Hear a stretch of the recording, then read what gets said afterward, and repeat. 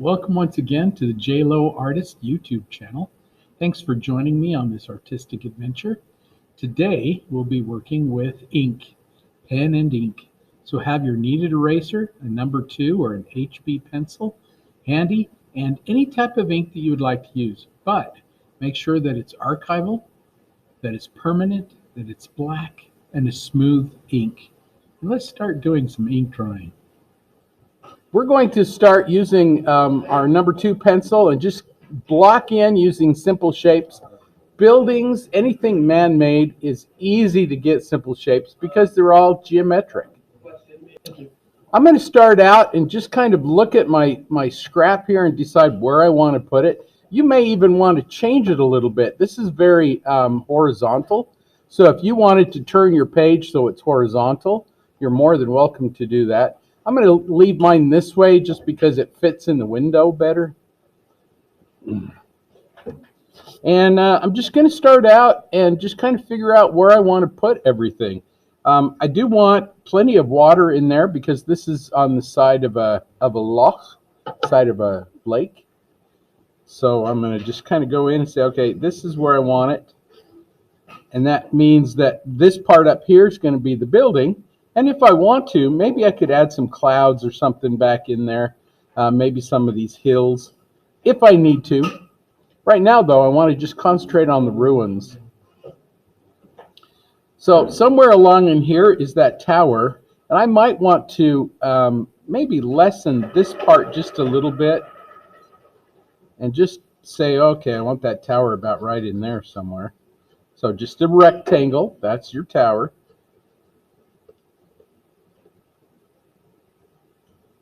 And off of that, here's our ruin. The cool thing about ruins is you don't have to be so exact about them.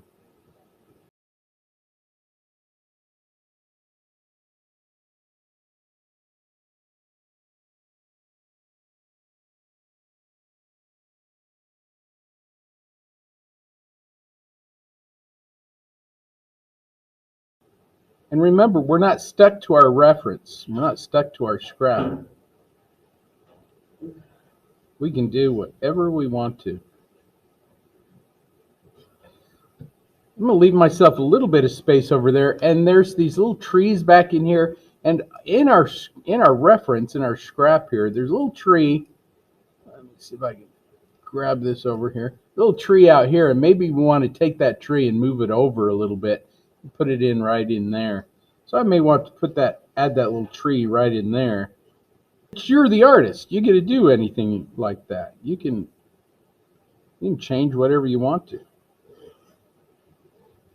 if it makes it better. Sometimes we change things and it doesn't make it better.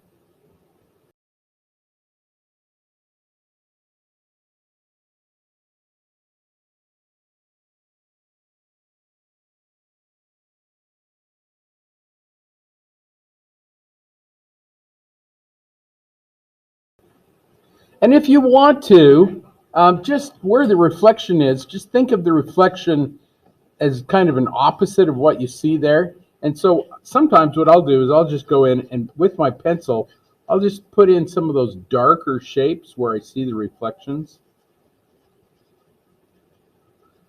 Just remember, everything that we do here with the pencil gets erased. And I'm not going to worry too much about the background right now, just because, you know, if we need it when we're done, we can look at our drawing and go, well, okay, we need something in the background. We can always add it. That's the cool thing about ink drawing, is you want to leave as much out as you can, because you can always add it later on or enhance it. And with the pen, it's all about texture. How do you get the texture of the surface, the thing that you're looking at? How do you get that texture using just lines? Lines and dots. If you want to, you can block in like where the windows go. Sometimes that is helpful.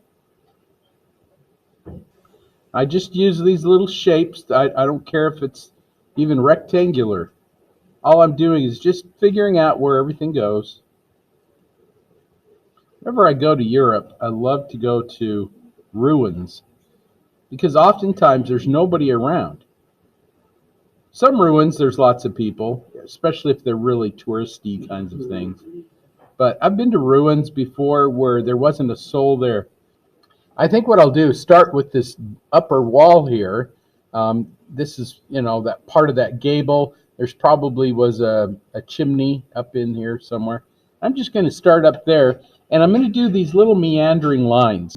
Little shapes of meandering lines. I'm just kind of going back and forth. It just kind of, I don't know how else to explain that. Meandering is where you just kind of go back and forth.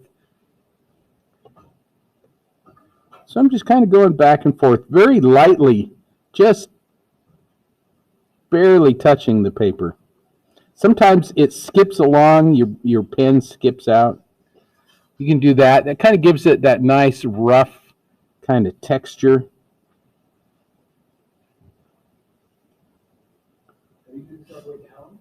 Yeah, because it's all in shadow.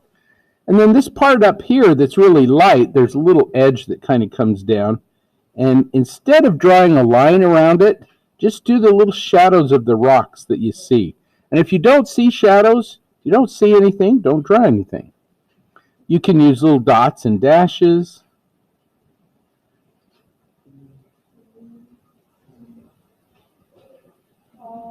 These are just little dots and dashes. And again, I'm not drawing a line down there, not drawing an edge. I'm letting these little shadows take care of the edge. They'll define the edge without me having to draw it.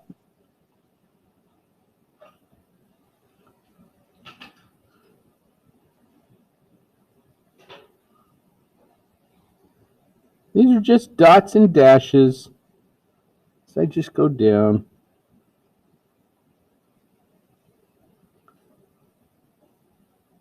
And I'm not trying to get them all exactly where they go. There is a little window opening that you can kind of see through there, so I'm going to leave that area out. Do a little bit around it.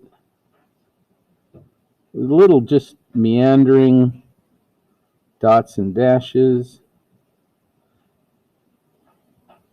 If it's really dark, you can hatch through it like this. And then go back over the top of it. But it's kind of up to you. There's lots of different ways to do this. But the important thing is to try to get that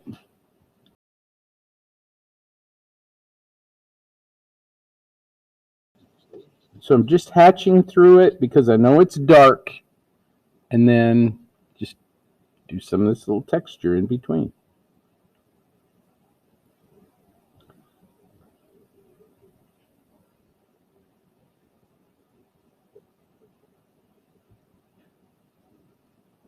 And notice as we go, our edges take care of themselves. All of a sudden, you can see that thing happening there.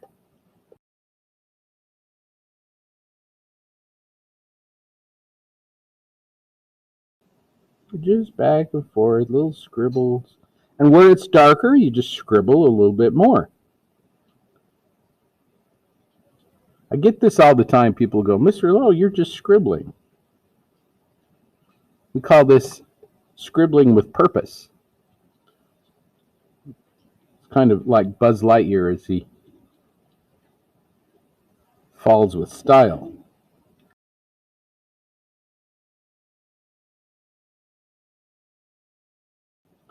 Now, I'm going to just leave out little areas that I kind of feel like where the tree is. I'm just leaving out little branches, like right up in here. Just kind of thinking branches.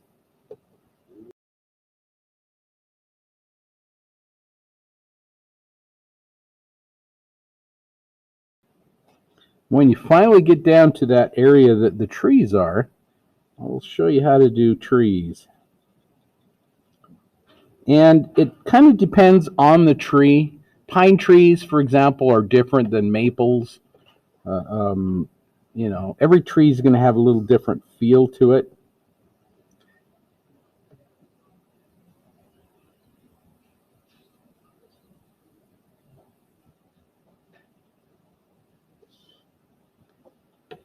So there's that side of that building. Piece of cake. A lot of people like buildings because they're less intimidating. If a window is off, nobody cares. But on Thursday, when we do people and your nose is off or your eyes are in the wrong place, everybody knows it, and they'll tell you about it too. Everybody's a critic.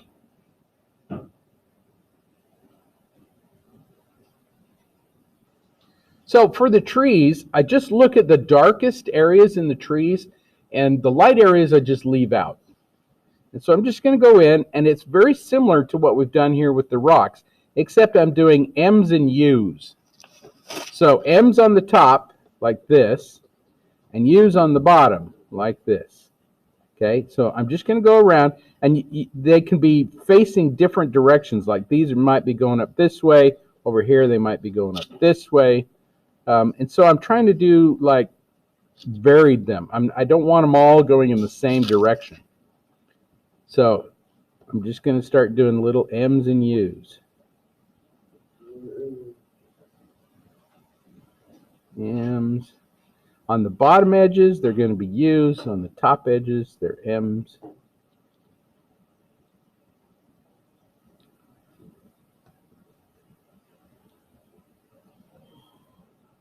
And the closer they are together, the darker the value. So just pick out those little dark areas that you see. And there's your tree.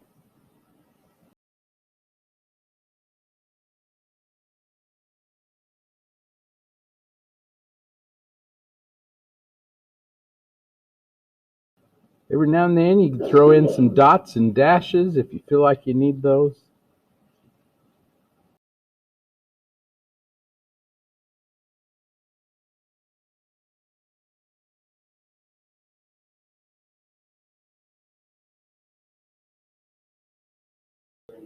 When you get to the wall, you go back to that meandering. A lot of times that meandering is because brick are laid in levels, in layers, and you want to go horizontally back and forth. So this meandering is kind of back and forth horizontally like this. Over here, we were at an angle because in perspective, it kind of goes off this way. But here in the front, kind of more back and forth. More horizontally.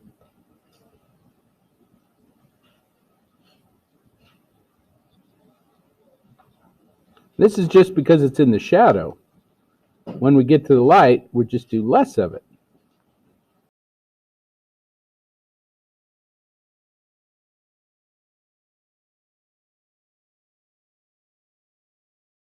If you think about where this turret, this circular tower goes, rather than draw a line around it, I'm just going to end that wall right where it ends, and that defines the edge for me.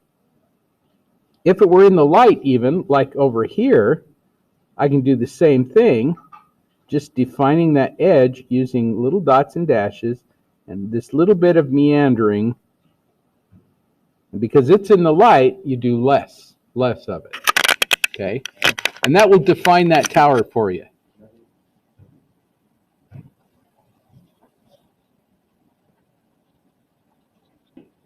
Just back and forth. And this is very therapeutic. I mean, a lot of people will do ink drawing.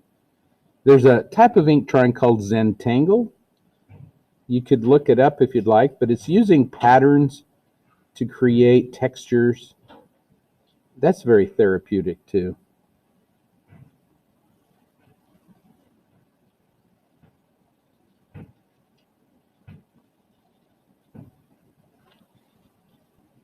If anything is light, just leave it out.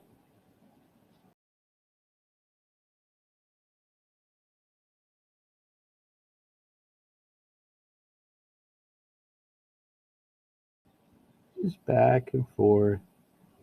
The closer the line, the darker the value. So some of these shadows are darker. One of the rules of value is the shadows are darker nearer the object. So sometimes in a corner or something close to the object, like this tower over here, it's going to be darker right in here. And then as the light gets out, you get reflected light, and so there's a little bit lighter areas.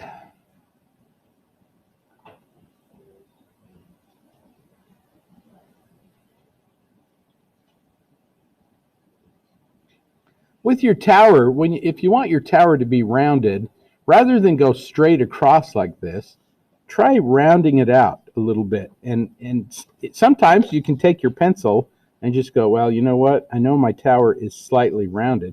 And you can take your pencil and just do very light round shapes like this, just to remind you that your tower isn't flat. It's slightly rounded. And so as you go with your ink, if you do slightly rounded like that, that tower is going to look more round. I may even want to start out with my windows and just do these little L shapes and then block those in. Here's another one, little, I guess in this case it would be a 7. So you do a little 7 like that and then block it in. And because this one's more in the light, I'm just going to do less line.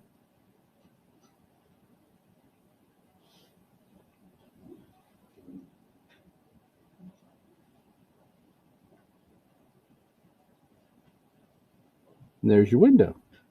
Piece of cake. If there was glass in it, you just would put less line.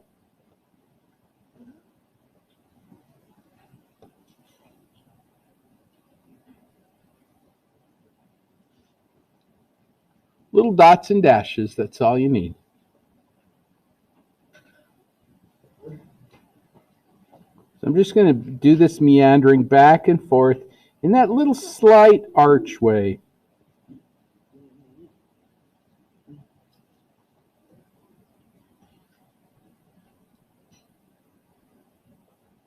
Little dots and dashes.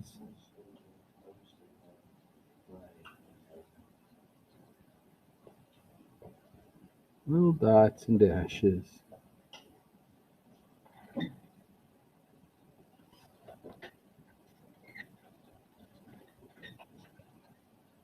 Notice I'm drawing so lightly that my pen skips across the surface. And I'm shaking a little bit too. Some of that's natural and some of it is contrived.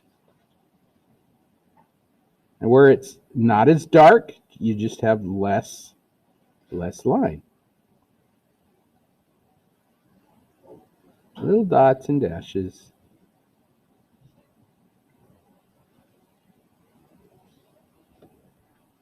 Over here where the edge of that tower is, again, I'm not going to draw in the edge of the tower. I'm just going to use these little dots and dashes. And you can see where the edge of the tower is. And if I'm off a little bit, I can adjust that. Add a few more dots or dashes.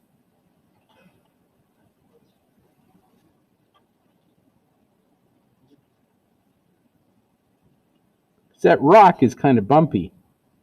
And those little dots and dashes help that bumpiness to come through.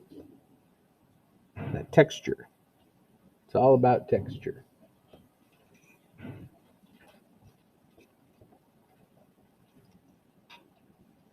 I'm just going to clean up this edge here with some little more dots and dashes.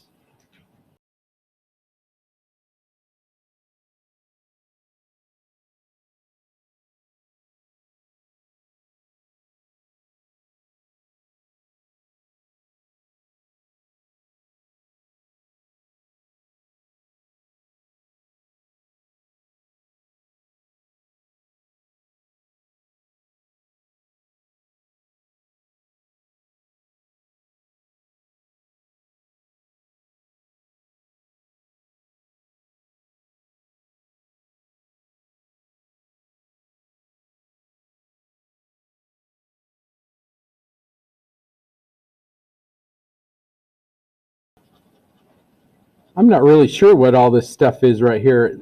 Rocks and trees and whatever. Doesn't matter. You just kind of scribble in whatever dark you see, and it'll come through.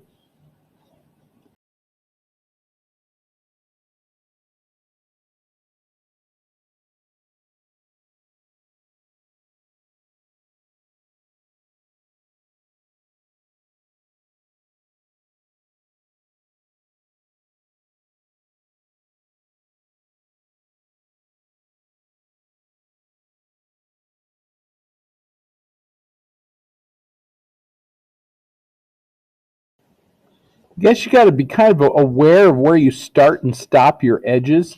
Like I can see this edge here, but it kind of blends into the background. But if I just offset my lines a little bit so they don't continue on through that edge, then all of a sudden you've got two edges there. The edge of the building here and this back edge.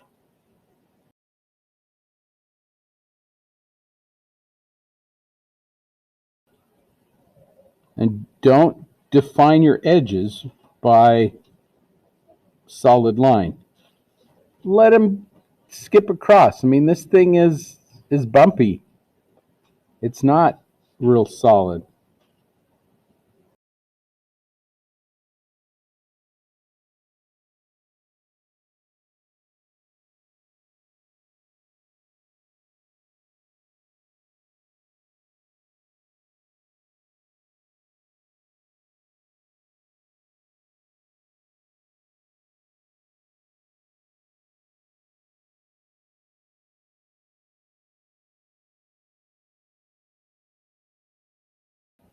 There's a little chimney here, the edge of this chimney. A couple little dots and dashes and you got it. There's no solid line anywhere.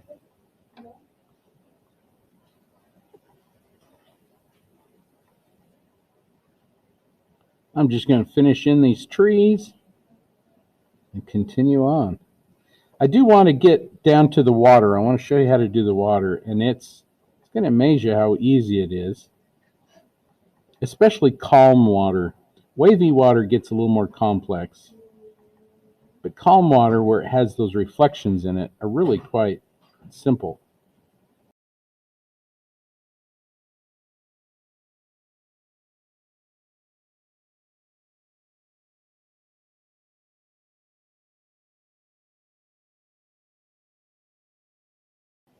Anytime you do grass, it's just these little vertical lines, but they're not always standing straight up. Sometimes grass leans one way or another. So again, you want to do that same kind of thing where your lines kind of go this way in a fan shape. There's a clump of grass, that kind of a thing. Okay, so when you're doing the little clumps of grass, that's what you're trying to do. There's little shapes in little fans.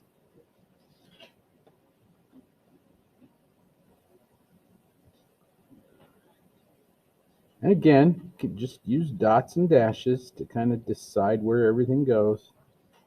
You can always come back into it later.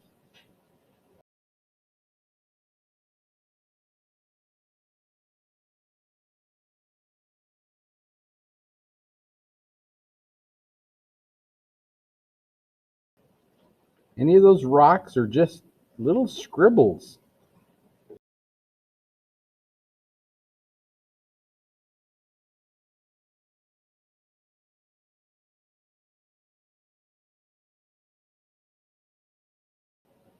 So one thing I've always thought about ink is when you first start out with ink, you're like, oh, this looks terrible. But the more you work on it, the better it looks.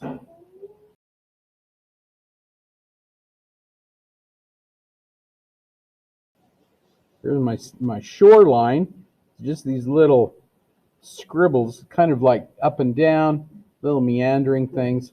But again, it's not a solid edge. Skip a little bit. There's maybe some trees or bushes or grass or something in there.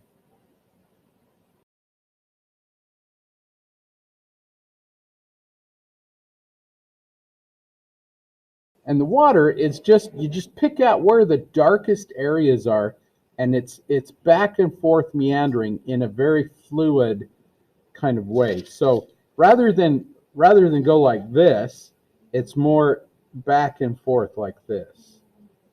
Okay? And some can be long, some short. You can skip some, go back and forth. But it's just a back and forth, very horizontal kind of a feel. And so that's what I'm going to do. I'm just going to go pick out those darkest areas that are opposite my shadows and just go back and forth. Very light, almost not touching the paper at all. Just skip back and forth.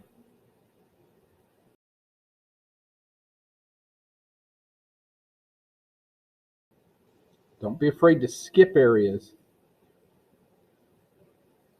because that's what the water does. It shines. And you just want to do it in the darkest areas. You don't want to do it all over, because some of that water is very light.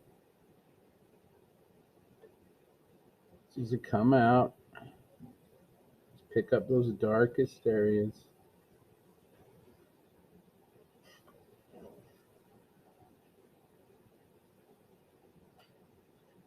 Just back and forth.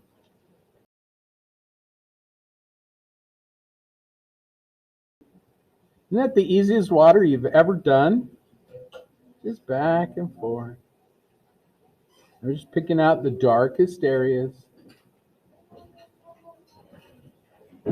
Don't be afraid to leave things out.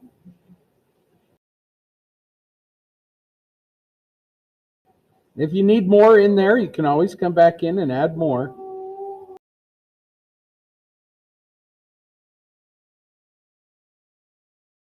By the way, there is lots of buildings on my YouTube channel with ink. If that's something you like and you want to practice that, it's there for you.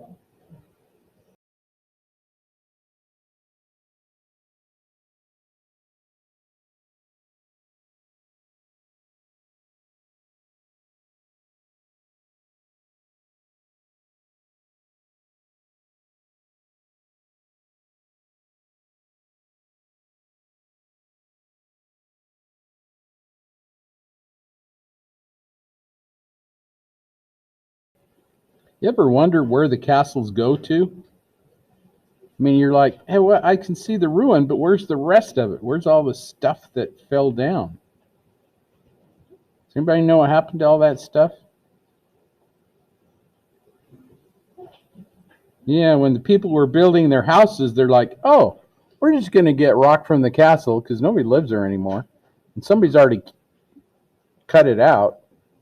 So they'd come up here and get piles of rocks and go build their houses with them.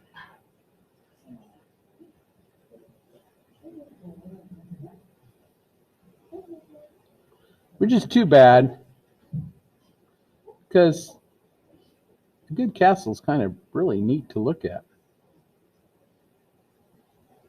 Nowadays, they're reconstructing them because tourists like to come. They'll pay money to go see those castles.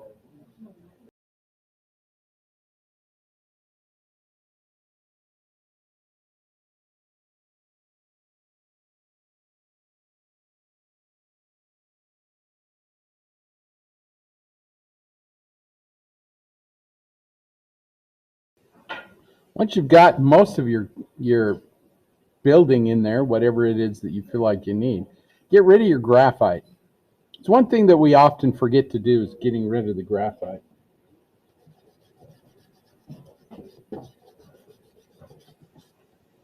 It just makes it cleaner and nicer.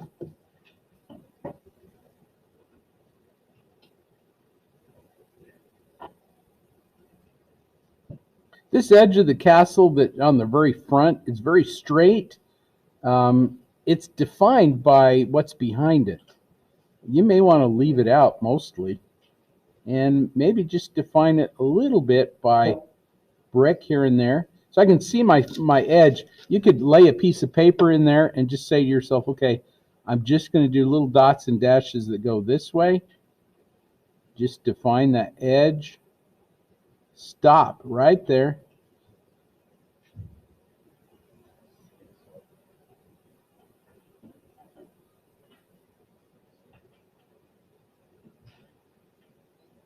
Little dots and dashes. That represents those rocks. Then move your paper and your edge is there. Everybody sees that edge. You know where it is. You can always come back in later. You can add stuff in the background, like back in here. There's something back in here. You say, well, there's the edge of my building. There's a tree that's over here. Remember I said I was going to add a little tree? Maybe I'll just add that little tree in there. Little M's, little U's. And you can even have, like, if you've got a branch up there, you can just have that branch floating up there. Let me see if I can get up there to it. Not even attached to anything. You just say to yourself, oh, there's this little branch. There it is, floating up in there. Not really attached to anything.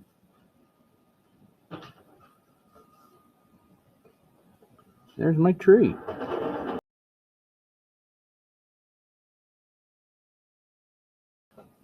Sometimes I can't see the tree, but I'm just going to kind of show you how. You can see the trunk of the tree. You can kind of block that in, say, well, there's a little trunk there. Here's a limb that kind of goes up this way. Maybe you can see a little bit of that limb over here. Maybe off on the end, there's a few little limbs just hanging out there.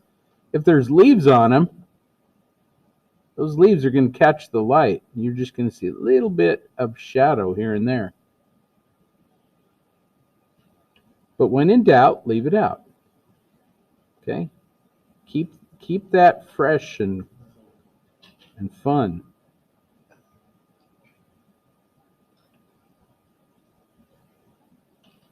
Usually in trees, there's more shadow towards the bottom because it's, of course, being shaded itself. So you do more on the bottom, less on the top. Maybe there's a little bush down here. Maybe we'll quote Bob Ross here and put some happy little trees down in here.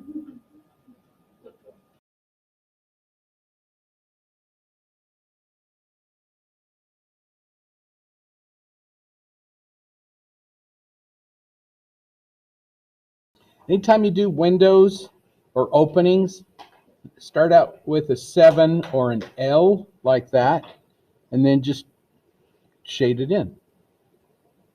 That way you don't have a sharp edge around everything. It looks ruined.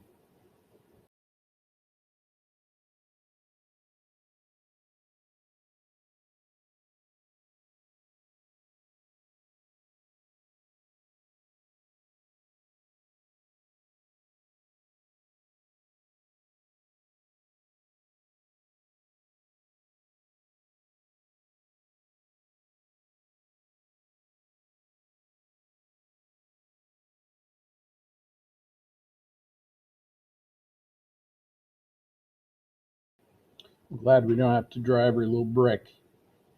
And just a couple little dots and dashes and you got it.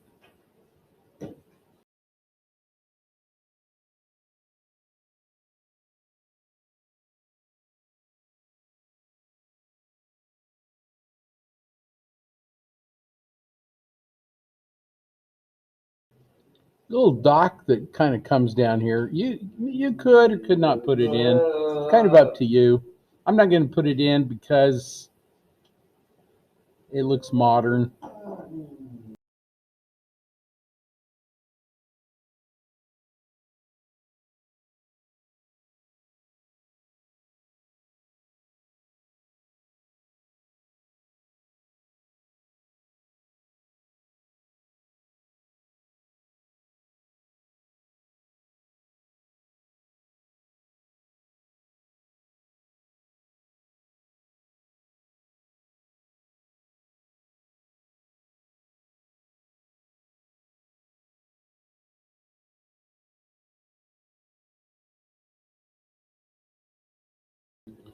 So where I'm doing my meandering over here, that kind of defines the edge of the castle's reflection right there.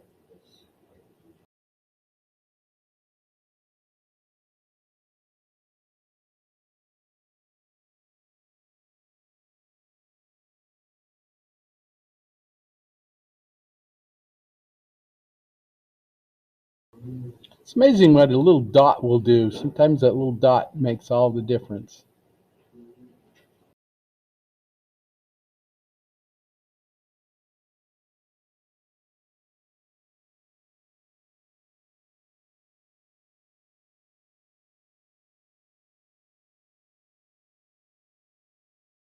And we're just about done with this. If you want to just go ahead and finish it up.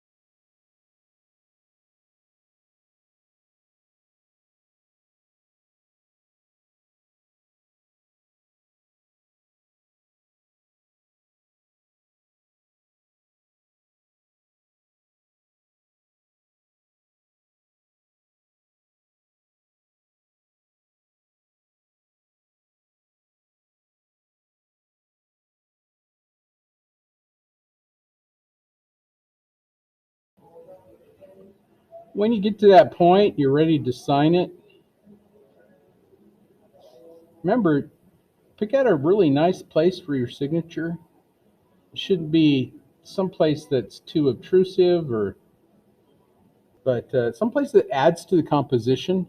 So I'm thinking about right down in here, or maybe over here. But for me, I think it's about right in here. And I hope that you had an enjoyable time drawing along with me, and that art somehow has made your life a little bit better, because art makes life better. It just does.